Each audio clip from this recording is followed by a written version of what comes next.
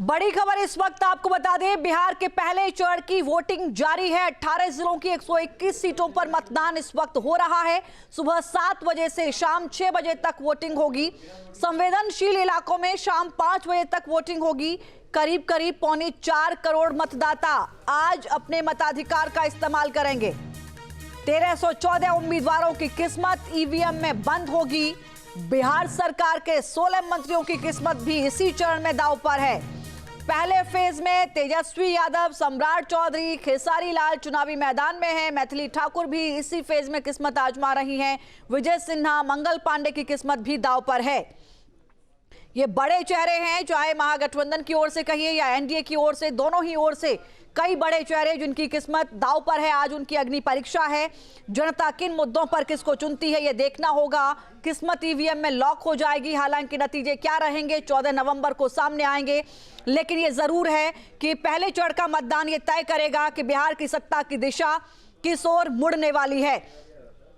8 तस्वीरें इस वक्त हम आपको दिखाने जा रहे हैं। ये बड़े चेहरे हैं। नेता आरजेडी महागठबंधन के सीएम उम्मीदवार भी हैं तेजस्वी यादव, उनकी भी साख इसी फेज में दांव पर है। राघोपुर से चुनावी मैदान में है। सम्राट चौधरी डिप्टी सीएम है। विजय कुमार सिन्हा डिप्टी सीएम है। स्वास्थ्य मंत्री मंगल पांडे भी इसी चरण में अपनी किस्मत आजमाते हुए नजर आ रहे हैं। विजय कुमार चौधरी की किस्मत भी इसी चरण में तय होगी। खेसारी लाल यादव प्रत्याशी हैं आरजेडी की ओर से। प्रत्याशी मैथिली ठाकुर, इसी चरण में उनकी सीट पर भी चुनाव होना है।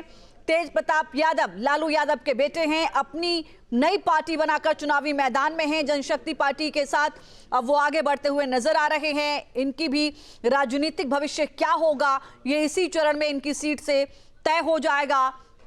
इसके अलावा पीके की पार्टी के भी तमाम ऐसे चेहरे हैं जो चुनावी मैदान में हैं। पहले चरण की लड़ाई में 121 सीटों पर अगर आप नजर डालें और 2020 के इन 121 सीटों के नतीजों को अगर आप पलटकर देखें तो यहां पर एनडीए और महागठबंधन में कांटे की टक्कर रही थी। इस बार क्या होगा ये देखना होगा।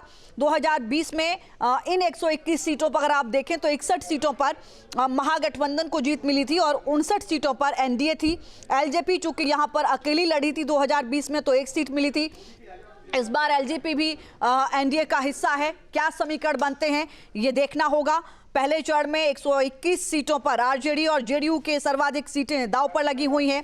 महागठबंधन की ओर से आरजेडी ने इस फेज में 71 उम्मीदवार चुनावी मैदान में उतारे हैं और जेडीयू की ओर से अगर आप पहले चरण में 121 सीटों में देखें तो 75 उम्मीदवार हैं। 48 सीटों पर बीजेपी के उम्मीदवार हैं। 14 सीटों पर चिराग पासवान की जो पार्टी है एलजेपी, उसके उम्मीदवार हैं। तो यहां पर आप देखेंगे तो सीधा मुकाबला एनडीए और महागठबंधन का नजर आ रहा है। जहां भक्ति है हर शब्द में, कथाओं में छुपे हैं दिव्य रहस्य और ज्योतिष देता है जीवन को दिशा। धर्म से जुड़ी हर बातों को जानने के लिए हमारे चैनल स्तुति को सब्सक्राइब करें। चैनल पर जाने के लिए इस लिंक पर क्लिक करें।